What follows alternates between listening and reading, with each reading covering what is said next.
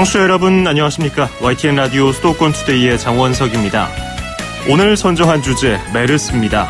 몇 년 전 세계를 공포로 몰아넣었던 중동호흡기 증후군 메르스 기억나실 겁니다. 최근 사우디아라비아 병원에서 일했던 간호사가 메르스 의심 환자로 분류돼서 검사를 받았는데 다행히 음성 판정이 나왔습니다. 여전히 메르스 의심 환자는 국내에서도 꾸준히 발생하고 있습니다. 잠시 뒤 일부 투데이 포커스에서는 한림대 강남성심병원 감염내과 이재갑 교수와 메르스 관련 이야기를 나눠보겠습니다. 이어서 2부에서는 수도권 행정탐방 서울시 소식, 그리고 여기는 출입처입니다. 경기도 소식을 차례로 전해드리겠습니다. 어제 서울 최고 기온이 38.3도를 기록했습니다. 1994년 이후 두 번째로 높은 기온이었는데요. 지금 서울 기온을 보니까 벌써 32.4도입니다. 오늘 서울 한낮 최고 기온 기록을 새로 쓰일 수도 있겠습니다. 일부 지역은 40도를 넘는 곳도 적지 않겠습니다. 야외 활동을 최대한 자제하셔야겠는데요. 오늘 낮 기온은 서울이 39도, 춘천 39도, 대전 38도, 광주 38도, 대구가 37도, 부산은 34도까지 오르겠습니다. 2018년 8월 1일 YTN 라디오 수도권 투데이 지금 시작합니다.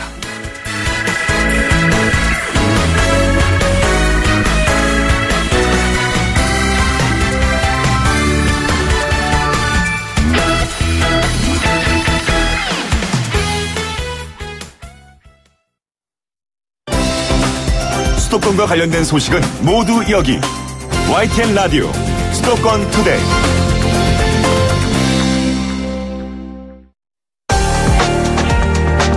투데이 포커스. 최근 부산에서 메르스 의심 환자가 발생하면서 지난 2015년에 안 좋았던 기억이 떠오른 분들 계실 텐데요. 당시 국내에서 186명이 감염이 됐고 38명이 숨졌습니다. 메르스 의심 증상을 보인 이 사람은 사우디아라비아 현지 병원에서 5개월 정도 일하다가 귀국한 20대 간호사였는데요. 다행히 음성 확진 판정을 받았지만 고위험군인 의료인이 메르스 의심 환자로 분류돼서 아찔한 기분이 들었습니다. 크게 알려지진 않았지만 올해 메르스 의심 환자로 분류된 사람 벌써 130여 명입니다. 모두 음성으로 확인됐습니다. 2차, 3차 피해를 막기 위해서는 어떤 걸 준비하면 좋을까요? 이재갑 한림대 강남성심병원 감염내과 교수와 함께 이야기 나눠보겠습니다. 이 교수님 안녕하세요. 예, 안녕하세요. 네, 메르스 하면은 다들 지난 2015년 기억하실 것 같아요. 당시에 앞서 말씀드린 것처럼 200명 가까이 감염이 됐고 38명이 숨졌는데 메르스가 어떤 질병인지 다시 한번 좀 설명을 들어볼까요? 예. 그러니까 메르스는 이제 그 중동 호흡기 바이러스에 의한 이제 폐렴 또는 호흡기 증상을 유발하는 이제 그런 질환이고요. 네. 주로 지금 현재는 사우디아라비아를 비롯한 그런 중동 지역에서 환자가 주로 발생을 하고 있고, 일부 국가들은 이제 그 지역을 여행 간 환자들이 이제 돌아오면서 이제 그 국가에 발생하는 경우도 2015년도 우리나라도 이제 중동 지역 여행자에서 시작이 됐었던 것처럼 그렇게 발병을 하고 있습니다. 예. 자, 지금 전화 연결을 다시 해야 될 것 같습니다. 연결 상태가 고르지 못한 점 청취자 여러분의 양해 부탁드리겠습니다.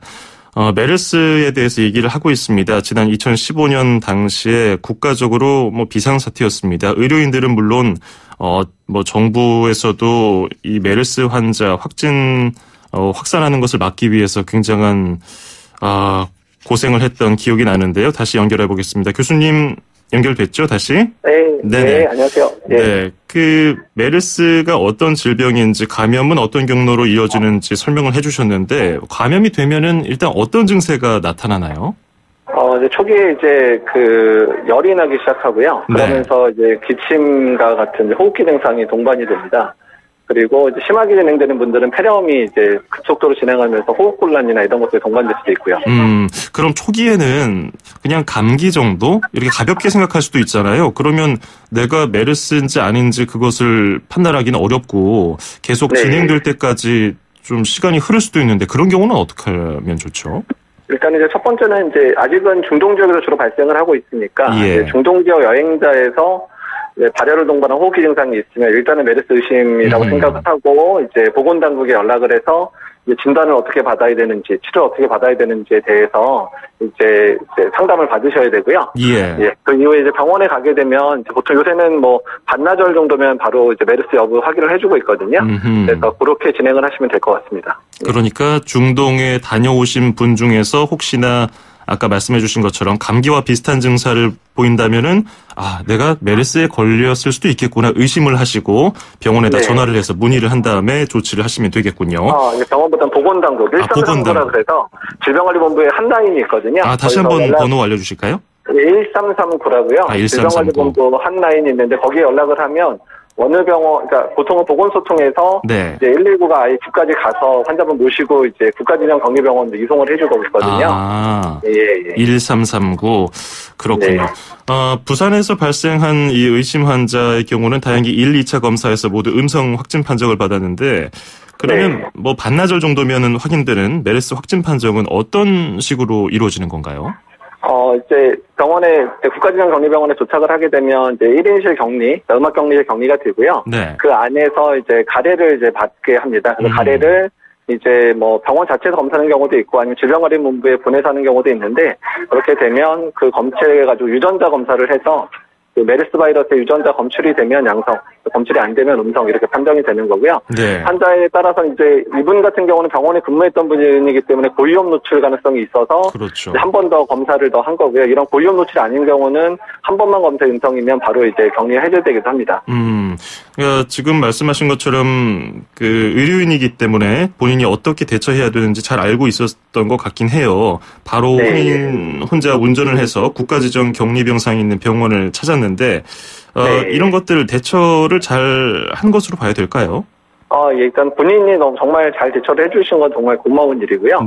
그래서 이제 보건당국에 연락했고 이제 환자가 국가지정 격리병원 가서 검사를 좀 빨리 받을 수 있게끔 해줬던 건 되게 잘한 일이고요. 그래서 일반 국민들도 중동여행 다녀온 다음에 오면 병원에 먼저 방문하는 게 아니라 먼저 보건당국, 보건소나 아니면 아까 말씀드린 질병관리본부에 전화를 해서 어떻게 해야 되는지를 이제 지정을 받으시면 어떻게 해야 되는지 다 알려드리거든요. 그리고 이제 이송까지 해드리니까 그렇게 접근하는 게 현재로서는 가장 안전하게 병원을 지켜가면서 이제 메르스 환자를 진단할 수 있는 방법을 생각이 됩니다. 그렇군요. 섣불리 집 밖으로 나오지 말고 1339 다시 한번 번호 알려드리겠습니다. 그런데 이 의심 환자의 경우는 본인이 이상하다고 느끼기 전까지 가족들과는 어쨌든 한 공간에서 생활을 한 거잖아요. 근데 본인이 결과적으로 봤을 때는 음성 확진 판정을 받았지만 그렇다 하더라도 접촉했던 사람들이 좀 불안하게 생각할 수도 있을 것 같은데 이 부분은 어떨까요? 일단 뭐 환자가 음성이니까 이제 노출됐던 분들도 어차피 이제 전파될 위험은 없는 거니까 이제는 안심해도 되는 거고요. 그러니까 보통 이제 의심 환자로 이제 입원을 하게 되면 노출자에 대해서는 바로 통보가 되고요. 그분들에 있어서는 이 환자가 음성일 때까지는 이제 되도록 이제 격리돼 있도록 또는 이제 자기가 증상이 있는지 없는지 없도록 통보가 됩니다. 그리고 일단 환자가 음성이 되면 이제 그 격리 과정 다 풀어지게 되거든요.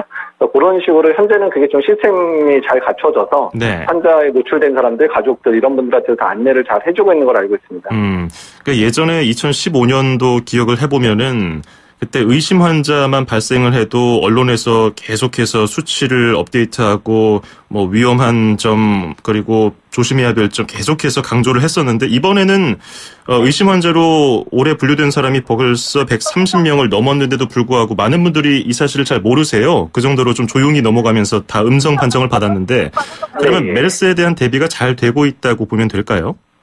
일단 2015년보다는 이제 체계가 잘 갖춰져서 그런 이제 한라인도 구축이 돼 있고 또한 이제 검역소, 공항이라든지 항만 검역소에서도 일단은 이제 그 지역에서 이제 귀국한 사람들에 대해서 그런 건강에 대한 노란색 종이 작성을 하고 있잖아요. 건강 이제 확인하는 서류도 작성하게 하고 또 2주 안에 계속 문자를 보내서 증상이 있으면 바로 이제 연락을 하라고 계속 문자도 계속 보내드리고 있거든요. 그래서 여러모로 정부에서 많은 준비를 하고 있어서 만약에 환자가 발생하더라도 예전만큼 이렇게 186명까지 발생할 정도로 발생하지는 않지 않을까 이렇게 생각은 하고 있습니다. 네.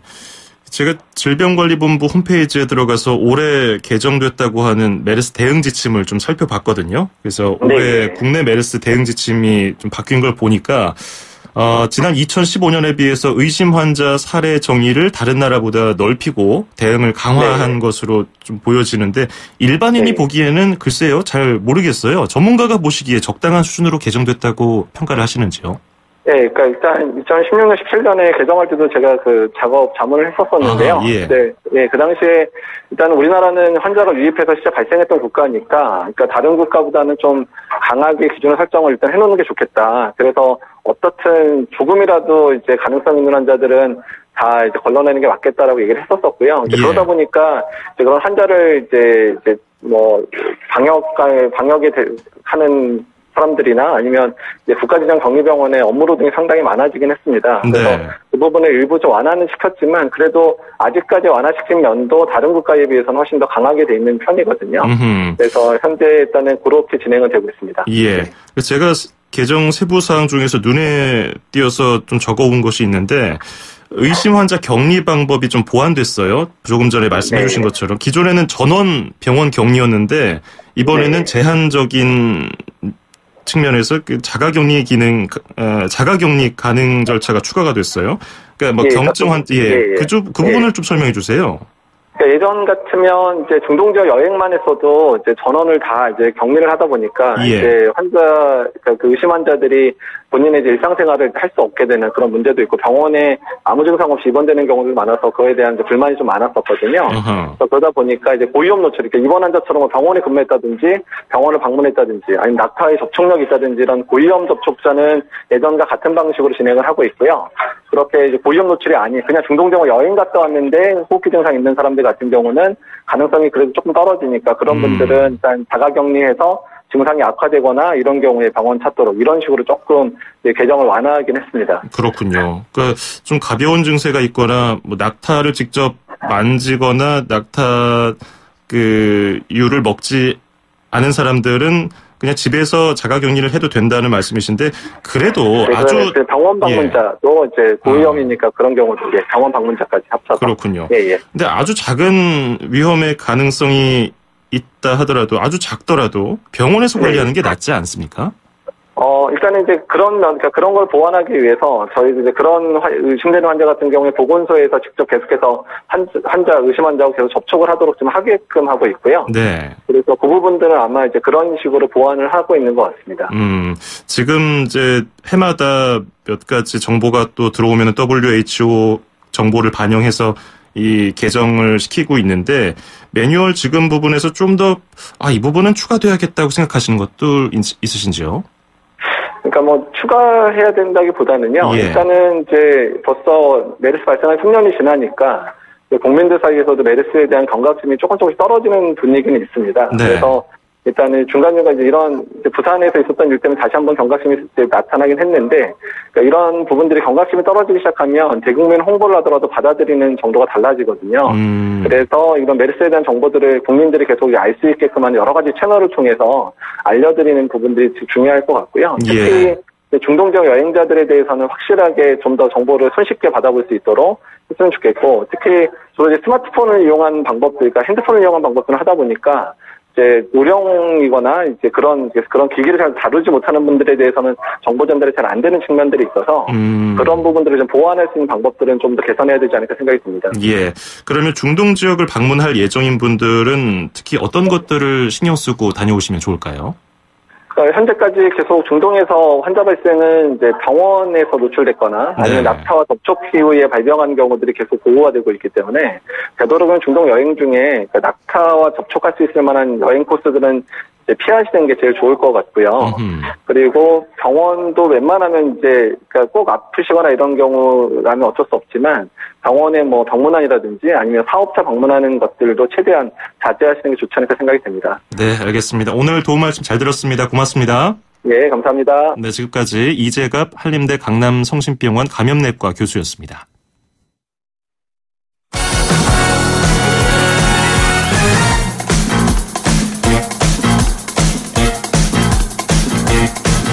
수도권 뉴스 브리핑입니다.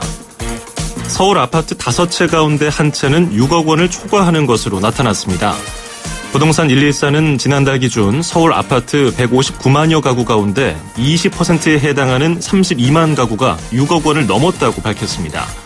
종합부동산세가 처음 도입된 지난 2005년과 비교했을 때 서울 내 6억 원 초과 아파트는 약 5배가량 많아진 것으로 집계됐습니다.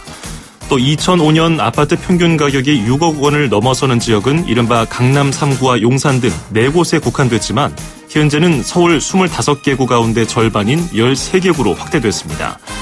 현재 1주택자 종부세 부과 대상인 9억 원 초과 아파트는 서울 전체의 약 10%에 달했습니다. 불볕더위가 이어지면서 경기도 내 온열 질환자가 350명을 넘은 것으로 나타났습니다. 경기도 재난안전대책본부에 따르면 온열 질환자는 열 탈진이 199명으로 가장 많았고 열사병이 78명, 열경련은 34명, 열실신 32명 등으로 이는 지난해 같은 기간보다 3배나 많은 규모입니다. 가축 폐사도 늘어서 닭 27만 마리와 메추리 1만 마리, 돼지 700여 마리 등 28만 마리를 넘어섰습니다.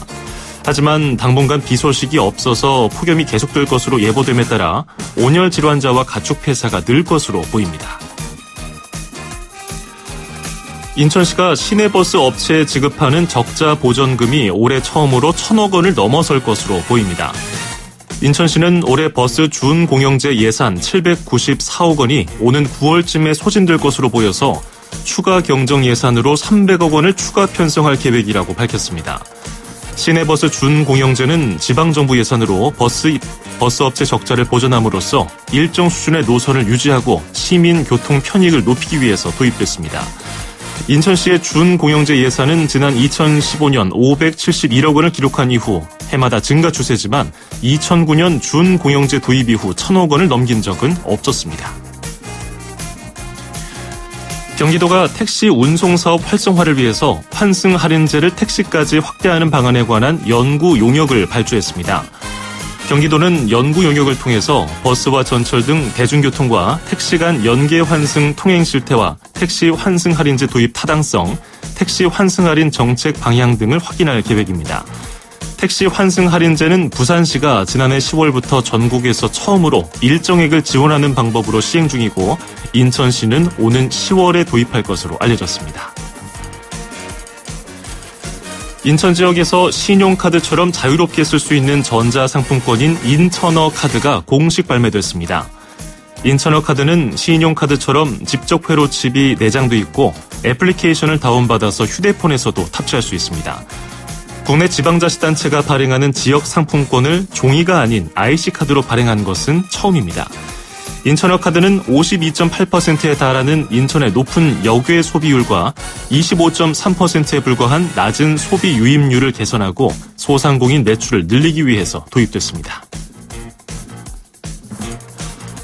서울시 교육청은 다음 달부터 외부인이 학교를 방문할 때 예약해야 하는 학교 방문 사전 예약제를 도입합니다. 서울시 교육청은 오늘 이 같은 내용이 담긴 학생 안전 강화 방안을 발표했습니다. 이에 따라서 외부인이 학교를 방문할 때는 전화나 홈페이지 등을 통해서 미리 신청한 뒤에 학교 측의 승인을 받아야 합니다. 또 신청자가 학교를 방문하면 학교 보안관이 한 번 더 신원을 확인하고 귀가할 때도 확인을 받아야 합니다. 유치원이나 초등 돌봄 교실에는 비밀번호 잠금 장치와 경찰서까지 연결된 비상벨 설치가 추진됩니다. 앉았던 사람이 자리를 뜨면 접히거나 휠체어 장애인도 함께 쓸 수 있는 배치 등이 강남역이나 홍대 입구역 등 서울의 주요 명소에 설치될 것으로 보입니다. 서울시는 시민 공모를 통해서 선정된 벤치나 의자의 디자인 60점을 발표했습니다. 수상자 가운데에서는 사람이 자리를 뜨면 접히면서 날씨 정보 등이 표시되는 벤치와 비장애인과 휠체어 장애인이 함께 쓸 수 있는 M자형 벤치 등이 포함됐습니다. 서울시는 오는 9월 수상작을 실물로 만들어서 시민들이 직접 앉아보고 경험할 수 있도록 전시할 예정입니다. 지금까지 수도권 뉴스 브리핑이었습니다.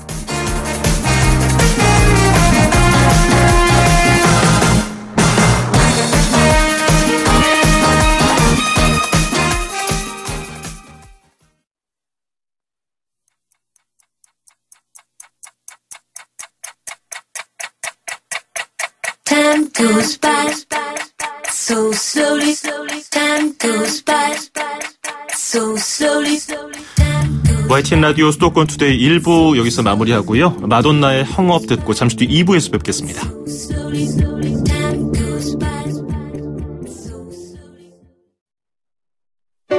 2,500만 수도권 청취자를 위한 모든 소식이 한자리에 YTN 뉴스 FM 수도권 투데이. FM 94.5MHz YTN 라디오 수도권 투데이 듣고 계시고요. 저는 아나운서 장원석입니다. 2부에서는 수도권 행정탐방 서울시 소식, 여기는 출입처입니다. 경기도 소식 차례로 전해드립니다. 기상청이 발표한 현재 기온을 보니까요. 9시 5분 기준으로 이 시각 서울이 32.4도, 인천이 30.9도, 수원은 벌써 33.6도입니다.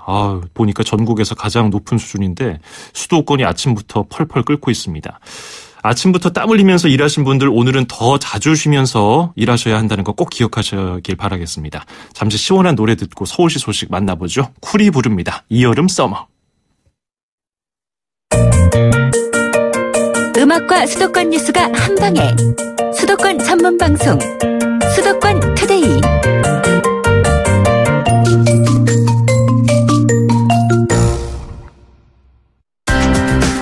서울, 경기, 인천 찍고! 수도권 정보의 핵심이 바로 여기에 수도권 행정탐방. 수도권 행정탐방, 오늘은 서울시 소식 들어보겠습니다. 건강한 사람들도 아주 멀쩡한 컨디션에도 참 버티기가 힘든 하루하루 한낮 날씨입니다. 그런데 열대야 때문에 잠을 제대로 못 자니까 컨디션이 제대로 된 분들이 없을 것 같아요. 저도 마찬가지인데 그렇기 때문에 더 하루하루 버티기가 힘든 나날입니다. 서울시에서 폭염 종합대책을 마련했다고 하는데 박종진 상황대응과장과 함께 이야기 나눠보겠습니다. 박 과장님 안녕하세요.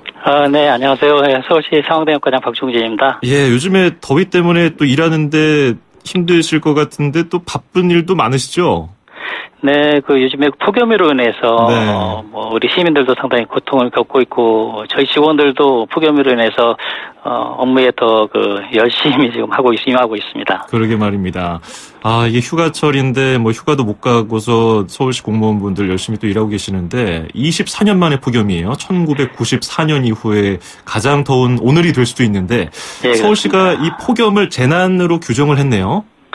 네, 그렇습니다. 요즘에 연일 기록적인 폭염이 이어지고 있지 않습니까? 네. 이로 인해서 온열 질환자가 급증하고, 그리고 가축 폐사는 물론 폭염이 원인으로 추정되는 각종 사고가 잇따르고 있습니다. 이로 인해서 폭염으로 인한 인적, 물적 피해가 증가하고 있는데, 이와 같은 피해에 따른 보상이라든지, 지원이 폭염이 재난안전관리 기본법상에 규정이 되어 있지 않습니다. 네. 이로 인해서, 폭염에 따른 피해 발생 시에 즉각적인 지원이 지금, 어려움이 있습니다. 그래서, 이와 같은 폭염에 따른 전반적인 문제를 지금 해결하기 위해서 저희 서울시에서는 지난 월요일 박원순 시장 주재로 폭염 긴급대책회의를 개최해서 폭염에 따른 긴급대책과 함께 서울 시민의 생명권과 건강권 보호를 위해서 폭염을 자연 재난에 포함하는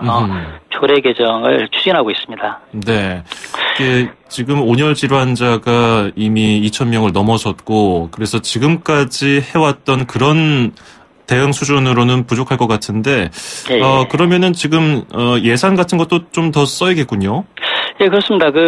지금 폭염이 재난재해에 지금 포함이 되어 있지 않아서, 저희가 서울시의 재난관리 기금이 약 한 4천여 건이 편성이 되어 있습니다. 예. 하지만은, 폭염이 이제 법령상, 재난재해에 포함이 되게 되면, 폭염 예방과 대응에 이 예산을 활용할 수 있게 되겠습니다. 이게 폭염 긴급 대책 회의가 열렸을 때 또 다른 방안으로는 뭐가 있었습니까?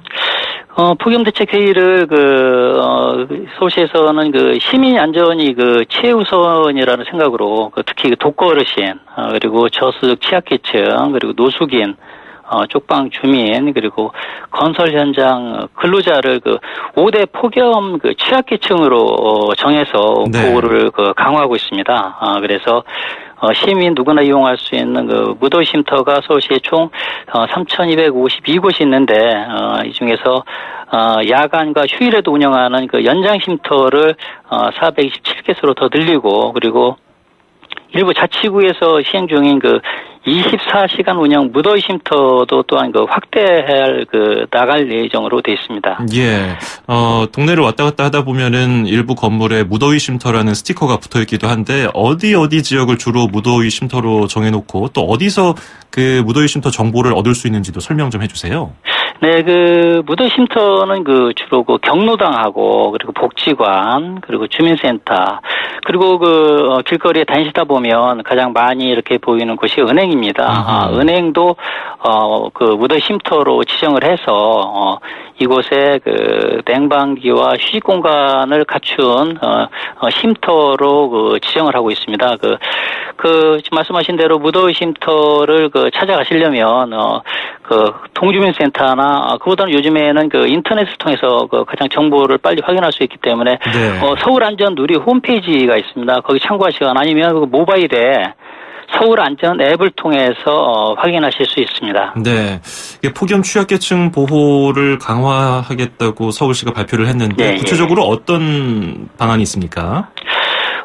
가장 그 취약계층이 그 독거어르신들을 볼 수 있게 되겠습니다. 그렇죠. 이분들을 위해서 제가 생활관리사가 약 한 1,000여 명이 있습니다. 이분들이 매일 안부 전화를 하고 전화를 받지 않을 경우에는 직접 방문을 하고 있습니다.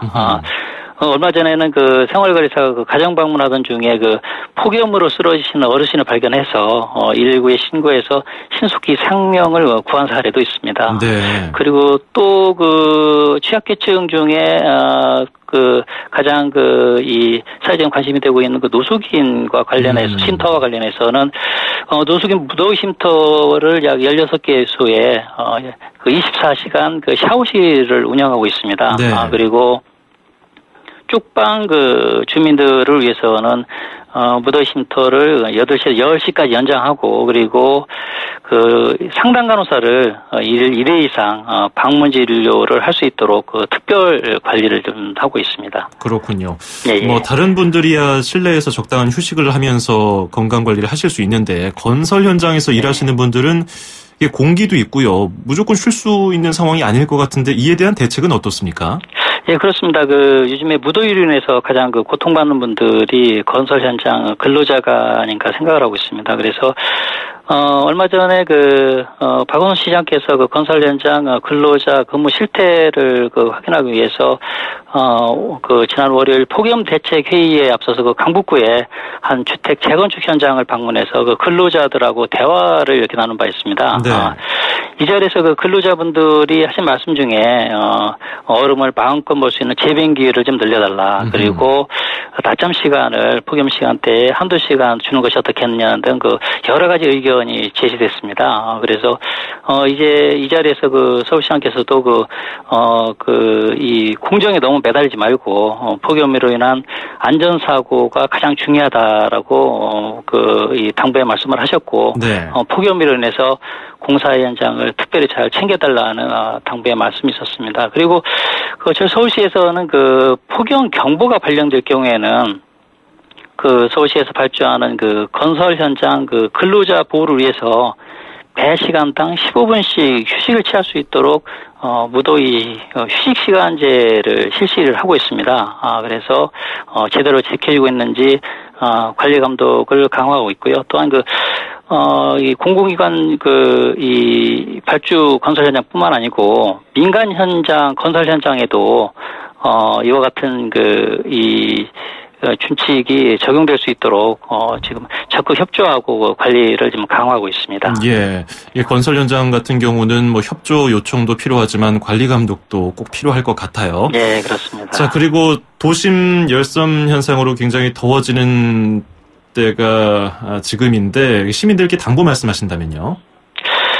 지금 도심 열섬이 지금 계속 워낙 날씨가 뜨겁기 때문에 한낮 시간대에 저희가 이제 물청소차 173대를 동원해서 이제 물 뿌리기 작업을 하고 있고요. 네. 그리고 겨울철 제설 장비인 자동 액상 살포 장치라는 게 있습니다. 이를 서울시에 50개소가 있는데 이를 원격제 방식으로 해서 1시간마다 운영하고 있고 광화문 광장을 다녀오시면 잘 아시겠습니다만은 물을 안개처럼 분사해서 주변 온도를 맞추는 쿨링 포그를 현재 운영 중에 있습니다. 그리고 네.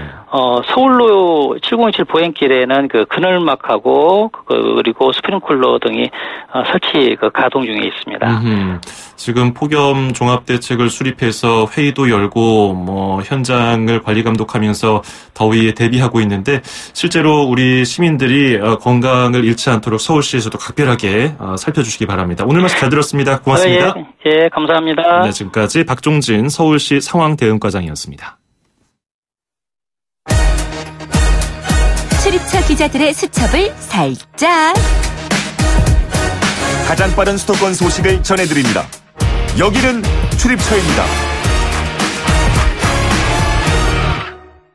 네, 계속해서 경기도 소식 알아보겠습니다. YTN 김학무 기자 연결하겠습니다. 안녕하세요. 네, 김학무입니다. 네, 경기도가 청와대 국민청원 게시판과 같은 도민청원 게시판을 운영하기로 했다는 소식이 들어와 있네요. 네, 경기도가 오는 9월부터 도민청원 게시판을 운영합니다. 현재 이를 운영하기 위한 기본 계획을 수립 중에 있는데요. 네. 조만간 사이트 구축 작업을 시작해서 9월부터 청원 사이트를 오픈할 예정입니다. 이 도민청원 게시판 운영은 이재명 지사가 선거운동 과정에서 직접 민주주의 강화를 공약한 데 따른 건데요. 이 지사는 직접 민주주의를 확대하고 도민 의견을 폭넓게 수렴하기 위한 도민청원제와 또 도민 발안제 도입, 또 디지털 민주주의 플랫폼 구축, 또 SNS 소통 간 확대 등을 지난 지방선거 때 공약했었습니다. 네. 최근 활동을 마무리한 이 지사의 지사직 인수위원회도 도민청원제와 도민 발안제 등을 민선 7기 실행 과제로 선정하기도 했습니다. 청와대 국민청원 게시판은 많은 사람이 글을 올리면은 일정 수준을 넘어섰을 때 청와대 담당자가 이에 대해서 직접 답을 하는데 경기도 도민청원 게시판도 이런 식으로 비슷하게 운영이 될까요? 네, 그렇습니다. 현재 청와대 답변 기준은 20만 명이 동의하는 글을 올릴 경우인데요. 경기도도 많은 사람이 글을 올리면 역시 같은 방식으로 경기도가 혹은 도지사가 직접 답변하는 형식이 될 것으로 알려졌습니다. 네. 경기도는 다만 도민 수와 지역 여건 등을 고려해서 사이트 운영 시작 전에 답변하는 기준 인원수를 정할 계획입니다. 최근 지사직 인수위원회 주민 제한 정책에 전철 신분당선 연장선 사업이 가장 시급하다는 의견이 가장 많이 접수됐었는데요. 이 같은 의견이 도민청원 게시판에 접수된다면 경기도가 이에 대한 답변을 하고 추진 방안 등을 논의하게 될 것으로 보입니다. 또 도민들이 게시판에다가 어떤 내용을 건의할지도 궁금해지네요, 벌써부터. 자, 그리고 앞서 일부 수도권 뉴스 브리핑에서도 전해드린 바가 있는데 경기도가 시내버스와 전철에만 적용을 했던 요금 환승 할인제를 택시에 적용하는 방안을 검토 중이죠? 네, 경기도가 택시 운송사업 활성화를 위해서 환승 할인제를 택시까지 확대하는 것이 타당한지 이를 검토하기 위한 연구 용역을 발표했습니다. 네. 이번 연구 용역은 내년 2월에 마무리될 예정인데요. 경기도는 이를 통해서 버스와 전철 등 대중교통과 택시 간 연계 환승 통행 실태와 택시 환승 할인제 도입의 타당성 등을 확인할 예정입니다. 다른 지역이나 외국 사례 또 택시 환승 할인 적용 시에 필요한 예산 등도 점검할 계획인데요. 경기도는 연구 용역 결과 택시 환승 할인 적용이 타당한 것으로 나오면 공개 토론회 등을 거쳐서 시행 여부를 확정하기 예정입니다. 택시 환승 할인제는 지난해 10월에 부산시가 처음 일정액을 지원하는 방식으로 도입했고요. 인천시는 오는 10월에 도입할 것으로 알려져 있습니다. 경기도는 택시 환승 할인을 위해서 막대한 예산이 필요하고 또 택시 이용객이 증가한다는 보장도 없는 만큼 이번 연구 용역을 통해서 면밀히 도입 여부를 검토할 방침입니다. 네, 경기도 택시 운송사업 활성화가 될지 지켜봐야겠고요. 그리고 경기도와 산하기관이 발주하는 계약금액 10억 원 이상의 건설공사 원가가 공개된다는 얘기가 있네요. 네, 경기도는 9월부터 경기도와 도 산하기관이 발주하는 공사 가운데 계약금액 10억 원이 넘는 경우에 원가를 공개하기로 했습니다.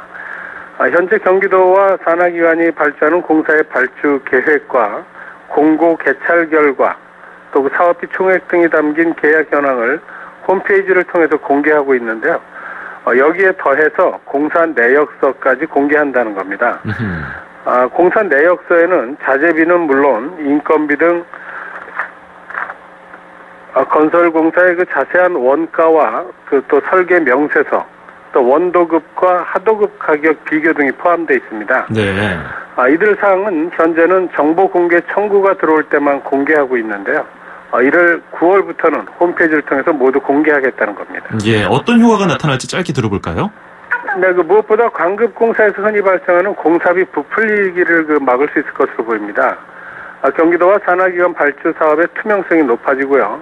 그 공사비 부풀리기를 막으면 자연히 예산도 절감할 수 있을 것으로 보입니다. 네. 이재명 지사는 이와 관련해서 그 SNS에 누군가 부당한 이득은 누군가의 그 부당한 손실이라는 글을 올린 적이 있는데요.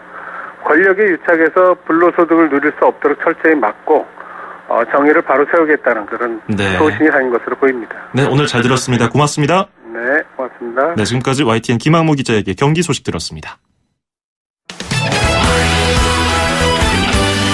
네, 오늘 소식 여기까지입니다. 저는 내일 아침에 뵙겠습니다. 장원석이었습니다. 고맙습니다.